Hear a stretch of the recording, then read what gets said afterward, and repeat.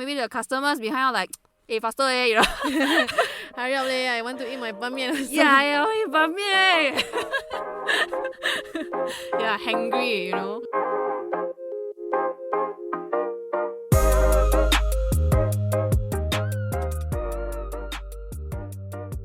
Welcome to KSDL! Woohoo! Hi guys, I'm Adila. Hello, I'm Xuan. It's been long. So we wanted to say thanks for the positive reception of our Chili Party episode. Yeah, so it's just something new that we want to try out because we understand there will be some people who maybe have like lack of time or they want to just listen to a short episode or maybe they just want to dip into our podcast but not so long. Try. Just try listen. Testing waters. Test water. Yeah, test waters. So we thought, okay, why not? And also because, like you guys know, our regular episode, we have a bit of banter, a bit of stories, the terms and all this, right? So Chili Party has none of that. You just go straight to the point. Essence lah. Yes. It's the essence of episodes and The like essence Chili of Party the- punch you in the face. Yes.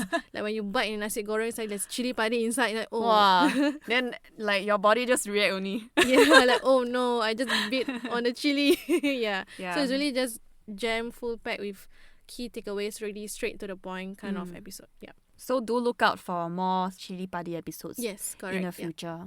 And on another note, we are on Apple podcast. Podcast! Yay! Yay! Thanks, Apple.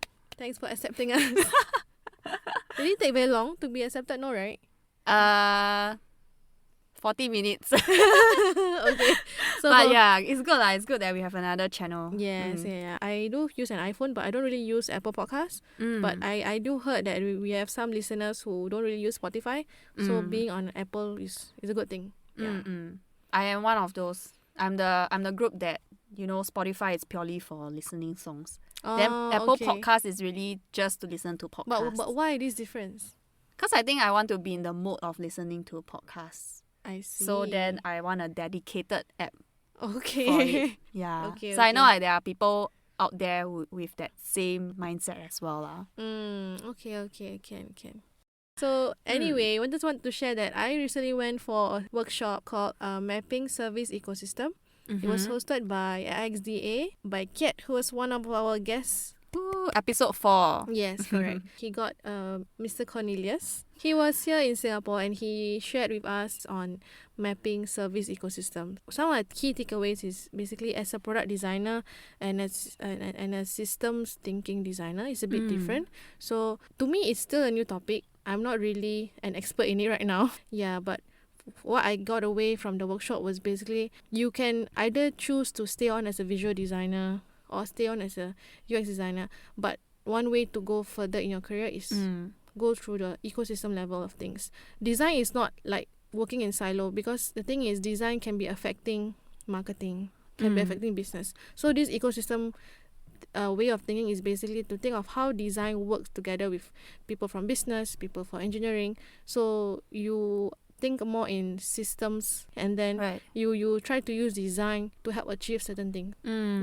That's the most simplified I can think of based on my understanding right now. Right. Yeah. And how is the workshop like? Do you all have to do activities? Yeah, or is it? So there was a mix of him sharing with us some points. After that, there was some group work that we did together. So there was one is that he told us, okay, in your group, choose one person who wants to represent a workspace that they are in, and then think of the ecosystem that surrounds this person's work. Oh, okay. So it's like really trying to broaden the thinking around subject. Yes, correct. And like think of how you can influence the different points that's stemming from this subject lah. Yeah, correct. Cool. Okay. Yeah. And that's where you met Esther, right? Yeah, I met Hi, her. Esther. So the funny thing was she was in my team. We were working together the whole day. Only at the end of the day when people started to like, okay, what's your LinkedIn? Let's network. What's your LinkedIn? You know, keep in touch. Then she was saying, hey, wait, are you Adila who did the podcast? Yeah, I said, yes, I am Adila. Oh, you should know Xuan. Like, yeah, I meet her every other week. The design world in Singapore is very small, right? Yeah. Eventually everybody just know everyone. I guess. Yeah. That's why I don't burn bridges. If you are prominent enough, I guess. So how about you? What did you do? one new thing that I did in February was to go for a werewolf game meetup. Yeah, I saw. You asked me along, right? But I was just like, Yeah, I what was was asking, this? what is this werewolf? Like, you're trying Yeah. to be Twilight, is it? That's what my friends, how they react when I ask them, hey, you want to Really? go and play werewolf or not? Then I was like, you want to role play Twilight? Walao, can you make this game until like so kiddie, you know? It's That's such so a cringy. strategy game. Yeah. By the way, so werewolf is a social deduction game lah. So basically you have to find out who is the werewolf. There's a lot of like elements of interpretation, trying to deduce and Who is the werewolf? and also like picking out social cues from others. So like the werewolf will kill people every night. So that's how the game works. So everyone has to speak up. And then at the end of that round, you have to Of that vote night. someone out. That's how it works lah. And I'm a sucker for social deduction games lah. So every night I will watch people online playing werewolf. I think I've tried it once, but it was on a Telegram group chat. Ah yes, Telegram has. It is actually originated in the West, if I'm not wrong. Mm-hmm. And then, as usual, the Asians will take it to the next level. So they will play with a lot of strategy. So in the Chinese, Hong Kong, Taiwan scene, right, what they do is they actually take notes on paper. Yeah, then the way they play is very structured. Yeah, then it's almost like there's a strategy to it already. There's even like training grounds in Taiwan because there's a reality That show. is so serious. Yeah, they take it to it's really Asian my level this one.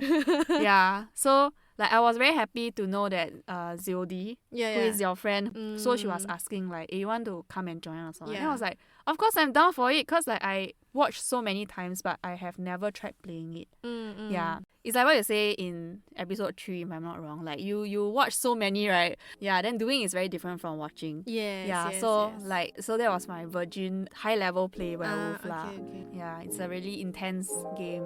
That's something I wanted to share lah. And like, thanks Jildy for the jio. Hi Jildy, if you are listening. Yeah.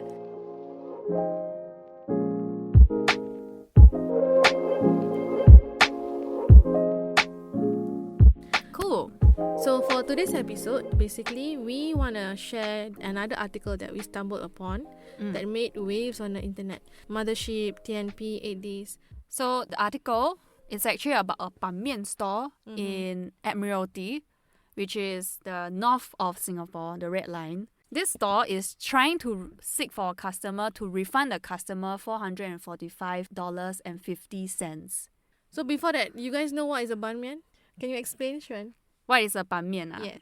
Ban Mian is close to my heart, so I can explain it. So Ban Mian is like a very hearty bowl of noodle. Yes. And Ban Mian is a type of noodle. It's handmade, right? It's usually, originally it's handmade. Yeah. So the good thing about Ban Mian, right, is that it's quite white. Yeah. And it has a certain thickness. Yeah. So when it's handmade, right, that you get that chewiness, you get that bite of the noodle, and then you get to slurp it as well because their soup is usually either pork based or chicken based, then with a bit of meat lah and some vegetables inside. Yeah. I love eating Ban Mian on cold days or maybe on the days when I'm fasting, and then maybe at the end of the day I will start to feel a bit dehydrated and a bit of sore throat. I will just tapao Ban Mian and I eat it at home. Yeah, and to me it's really filling. Yeah, and it's warm it is like and hearty filling. lor. Yeah. Yeah. At the end of the meal, you're just happy. Yeah, That's it's why- like, it's damn short one. It's like a hug to your tummy, I guess. It is. Oh, sorry, I missed out. Ban Mian can be both dry and soup. So I think there's team dry and team soup. Which team are you? Okay, depends on the store. Okay. Because there's this one store in One North that does dry Ban Mian so well that I almost converted into a team dry. Wow. Yeah, I think it's the sauce. So if you like sauce and if you dig the sauce that the store makes, right, then you can go for a dry lah. But then some stores really does their soup base really well. Yeah. Because the thing about soup, right, is that it continues to cook the mian, right, the noodle. Yeah. So the store has to like balance it well, like, then they have to undercook it a bit. Yeah, makes sense. So when you eat, right, you still get that al dente, of the noodle lah. It doesn't become mushy. Yeah. So I'm usually the soup side. Yeah, I've never tried dry. I always like soup. So I was yay. still sick to soup. High five. High five. Good. Okay, so back to our topics. Enough of Ban Mian. Enough of Ban Mian. Yes. This episode is not really about Ban Mian. So apparently, a customer who is an elderly had paid $450 for a $4.50 bowl of Ban Mian. So you can just imagine the extent of the error to paying so much for just a small, humble meal. Yeah. So that's why like they are seeking to refund 445 and 50 cents. Is there any update to the story? Did they eventually found this person? So there's an update to this story eventually. Okay. Like they found this uncle and then like it made follow-up episode lah in all these like tabloids. I see. But like what really triggered us to do this episode, right? Is because when we saw this, then I was sharing that, something happened to my mom and my friend. Yeah, you mentioned before. So the thing about my friend, we are having like a house party. Yeah. So we are like trying to split the money and stuff lah. So we accidentally sent $3,000 to my other friend with the intention of sending $30. Wow. So it's exactly the same issue as what happened to this Admiralty Ban Mian store. My mom actually had opposite drama. So she went to a steamed fish store, right? They were selling something for $75. But she sent 75 cents instead. So she underpaid. That's a big difference. Yeah. So then like we were thinking, right, like, there seems to be a pattern here, like overpaying, underpaying situation, right? That kind of triggered us to go and like do a bit of research. Let's be detectives. And I go down this rabbit hole and see what's the issue lah. Yes, Right. correct. Yeah. A UX error when making payment. It was reported that the uncle was using the DBS PayLah app, right? It's using DBS PayLah. Yeah. I think the conclusion of our research, right, is that what made this customer accidentally send over $450 instead of $4.50 is because the mental model is different. What is mental model and why is it important for us? So basically, mental model is an explanation of someone's thought process about how something works in the real world. It is what the user believes about the system at hand. So in other words, it's basically how someone would approach things based on what they see subconsciously. So to them, it's whatever that's presented to you, right? It makes sense to just do it this certain way. For example, if you see a door and there's a handle facing you, you might think, it's pulling. Maybe it's actually push. So it really depends on how you view the world lah. Yes, how you feel the world functions are basically. So like concept, framework or worldview that you carry around in your mind, basically how you think translating into how you react to the world. And I think this is also quite subjective because your mental model and my mental model can be a bit different. But I think on a general level, it'll be similar. Like there are certain things we can just agree on because it makes sense. Yeah. Right. Yeah. And I think that's really the part where things become interesting, right? Like your mental model and my mental model may be different. And I think that's where us as designers, we come in, we observe. And we kind of judge like, okay, then what's the mental model we think that our product should adopt? And mental model is very fluid because it's based on your perception and how you see the world. And how you see the world, right, changes over time. Yeah. And this is the part where I feel is the fun part lah of our job. Because it's never the same. You have to be very observant and very sharp around like how people react to the world. And then hence like how your design can best meet them where they are at lah. Yeah, I agree what you said. So why is mental model basically important for us designers to be aware of? Basically because mental model plays a crucial role in the usability assessment of things. So for example, when maybe you are using some user testing, you might be aware of your user's mental model beforehand so that you make sure that your test is not biased or your test is fair instead of maybe siding too much or leaning too much towards a certain mental model, which might affect the result of the test. Or even worse, like you only subscribe to your own mental model instead of trying to find out your user's mental model. It becomes a bit dangerous when you force your mental model to on the someone. users. And that's where like the users will come back and say like, I don't know how to use this product.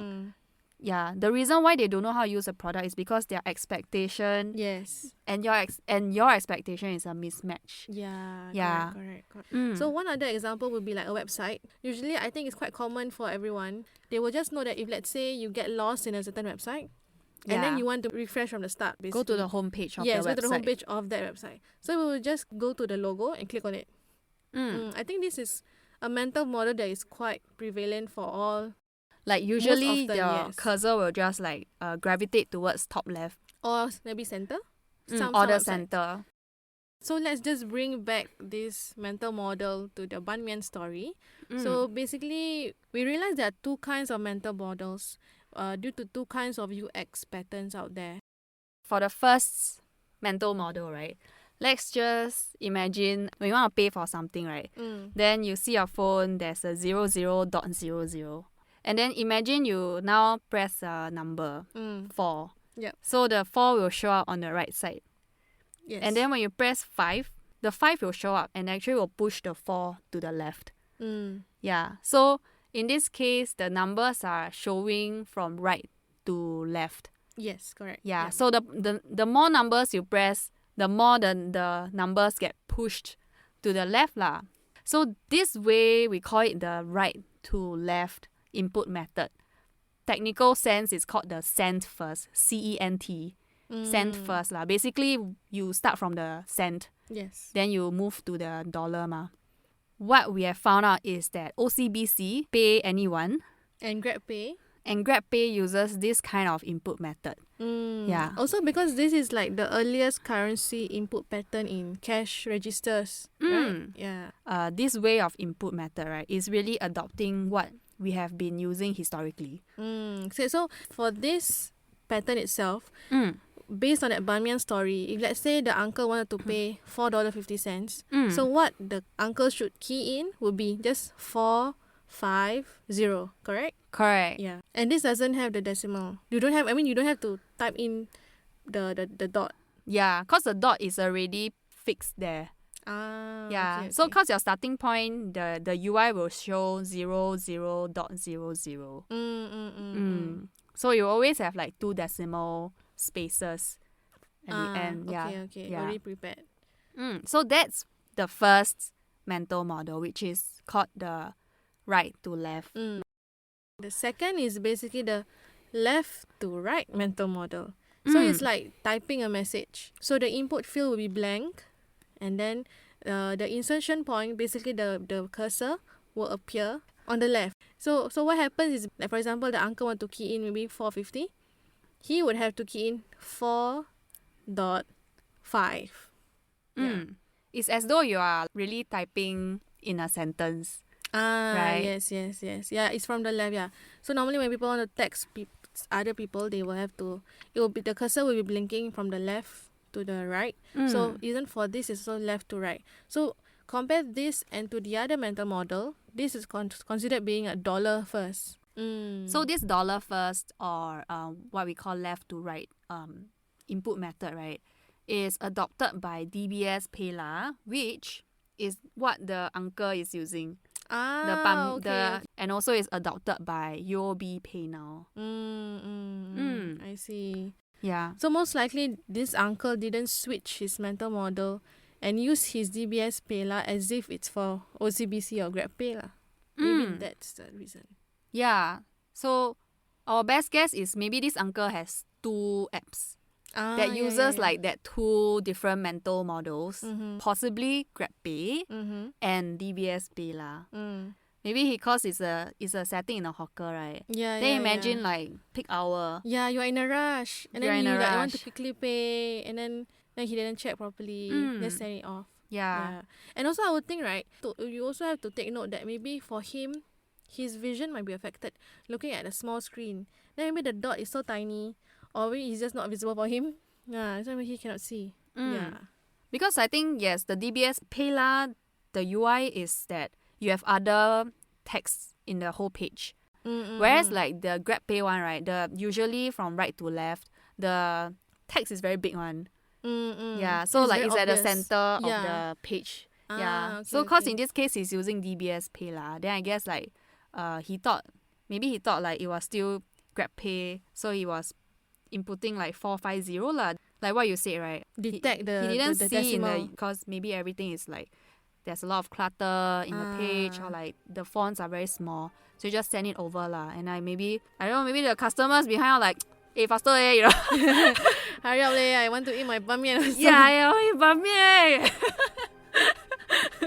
Yeah, hangry, you know. Yeah, so that could be why this happened.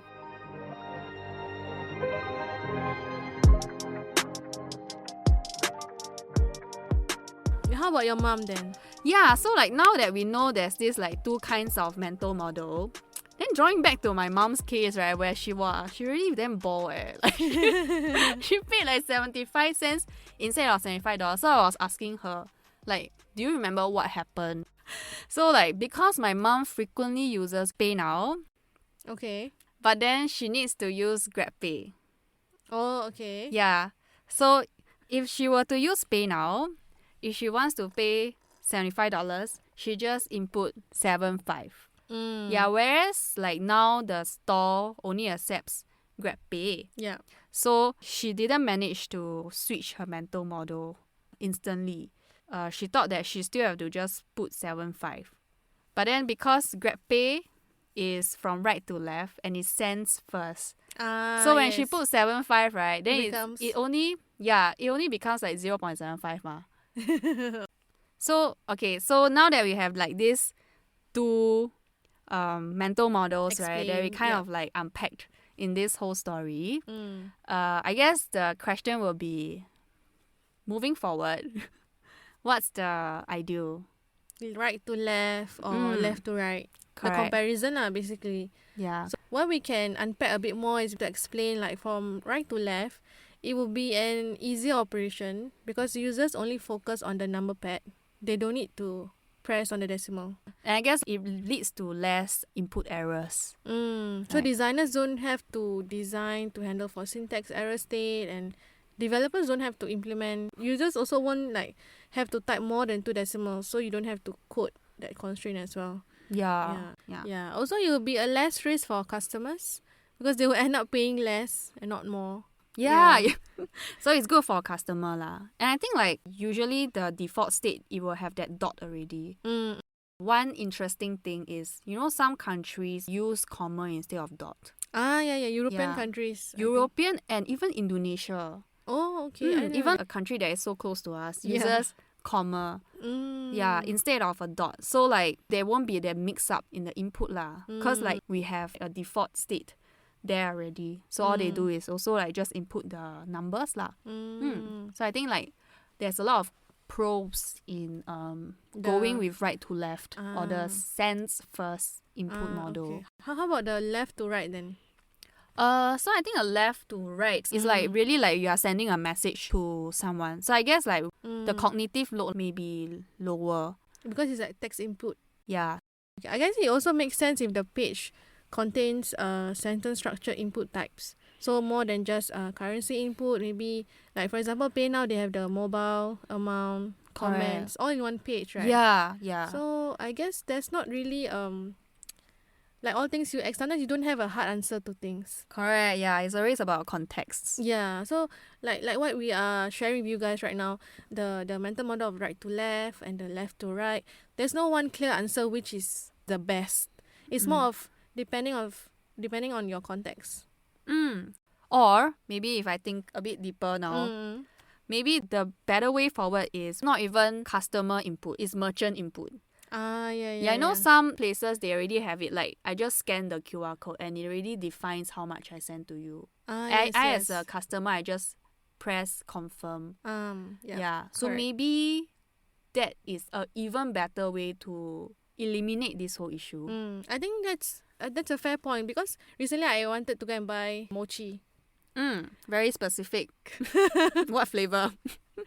It's a frozen mochi. So I like. Yeah, it's the ice cream mochi. What's the name for it? Ka something. Kane mochi. It's the one at Jewel. Jewel have Yeah. I always buy from Bugis though. Oh, okay. Yeah.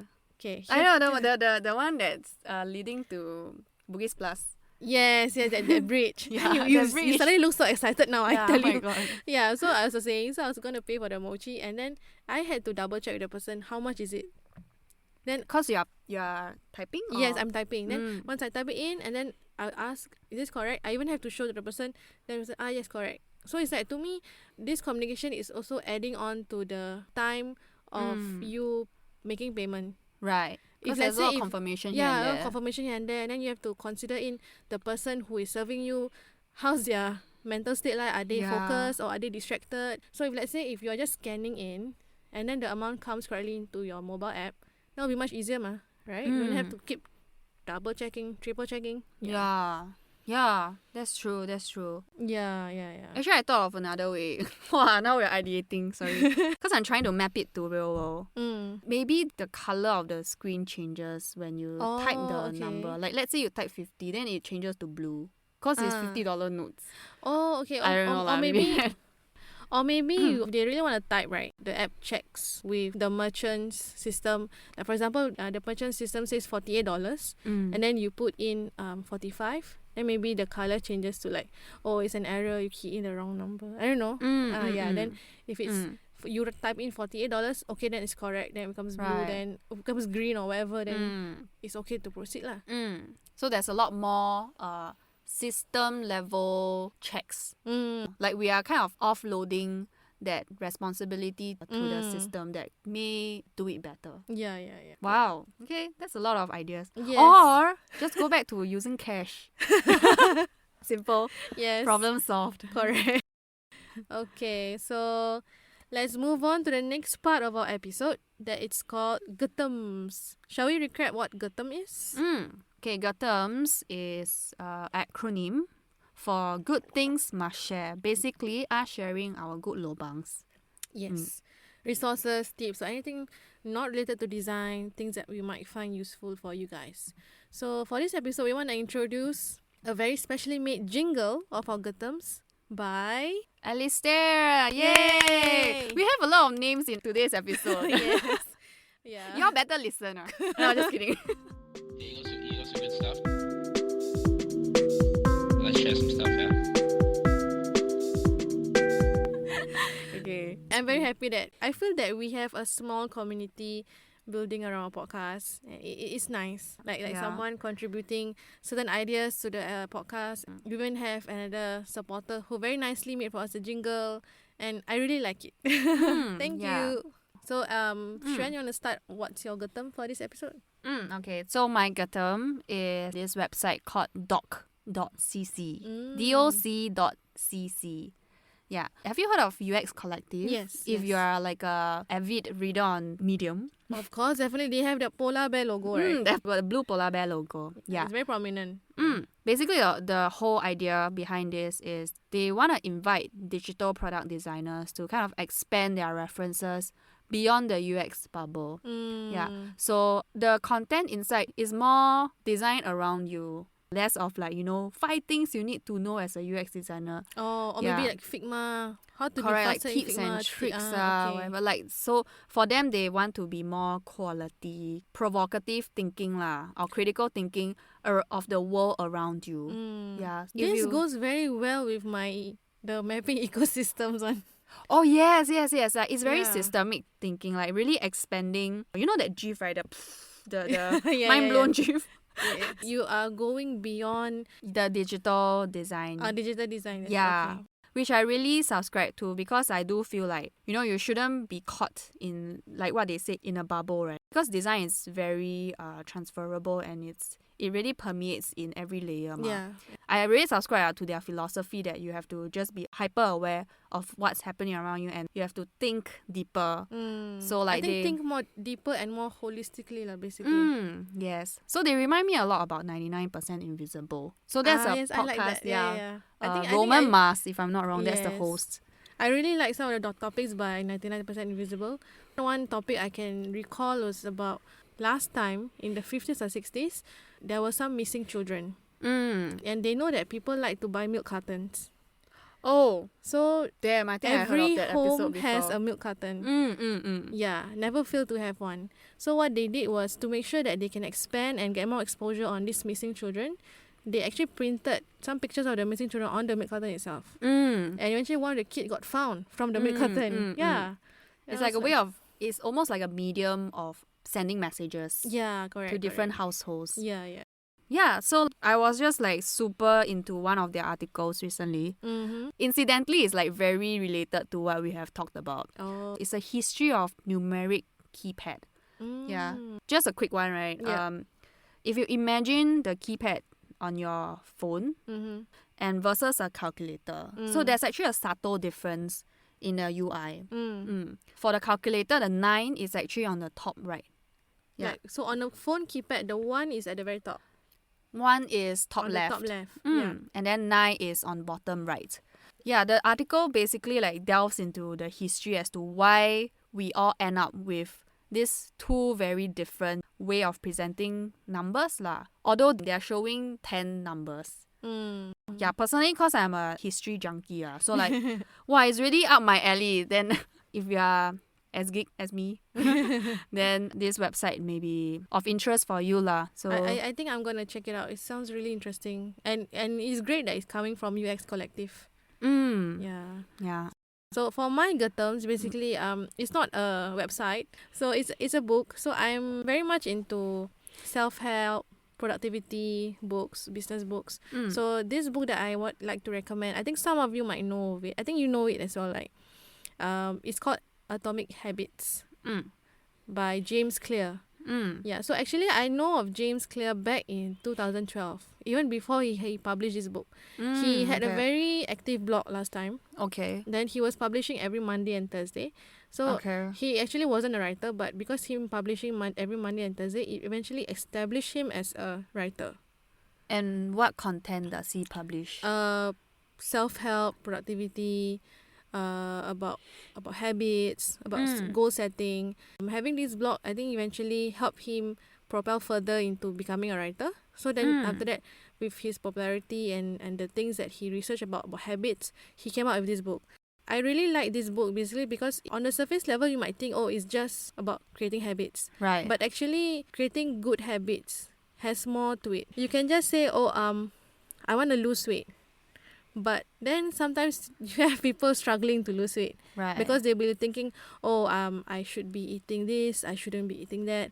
But in his book, which I'm reading halfway anyway, he's basically saying when you want to create good habits, on the atomic level, it's more of you are trying to change yourself in your belief.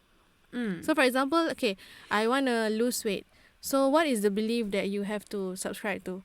Means, oh, I'm the kind of person who doesn't eat junk food. Yeah, so it's basically trying to change your mindset. Yeah, it all stems to what you believe and the person that you want to be lah. It's identity driven. Yes, right? correct. It's identity driven. Whereas instead. like, oh, I shouldn't be eating junk food. That is more of like what Very outcome what the driven. world wants me to be. Yeah, correct. Yeah. So what he is recommending is to change it from your identity level sort of mindset thinking, and then that's where you can change your habits. Have you applied it in your life so far? I am a bubble tea addict. So I would drink bubble I know that. Yes, you know that, right? So there were times where I would drink bubble tea like 3 times a week. And then so ever since this one, so there was one time, I think it was just last week, I was very tempted to buy bubble tea. Okay. But then I tried to practice what he said. So I tell myself, I'm not the kind of person who relies on bubble tea to stress eat. Okay. Yeah. So there are other forms of things that I can do to fill me up. I was able to just walk away from it. Yeah, but it's still a work in progress lah, of course. Yeah. Right. Yeah, I think this needs to take a bit of the Practice mind as well. shift. Yeah, correct. Yeah. Okay. That's all for this episode, guys. I hope whatever that we have shared is very useful for you guys. So feel free to give your feedback. You can either DM us on Instagram, which is at Kiasu Design Life, or you can also email to us any feedback. That's kiasudesignlife@gmail.com. And I also want to just give a shout out of our Instagram. Usually after we post an episode, then we will have follow-up discussions with our pool of avid listeners, right, very passionate listeners, then we will just extend the conversation over there. Yeah, and that is like one part that I really look forward to as well. To really like see how the listeners react to, and then there are some things that we kind of missed out in the recording that we also like can continue to work our brains on and just like discuss over there. So yeah, really do check out our IG. Yes. Catch you guys there then. Okay, thank you so much. Bye. Bye.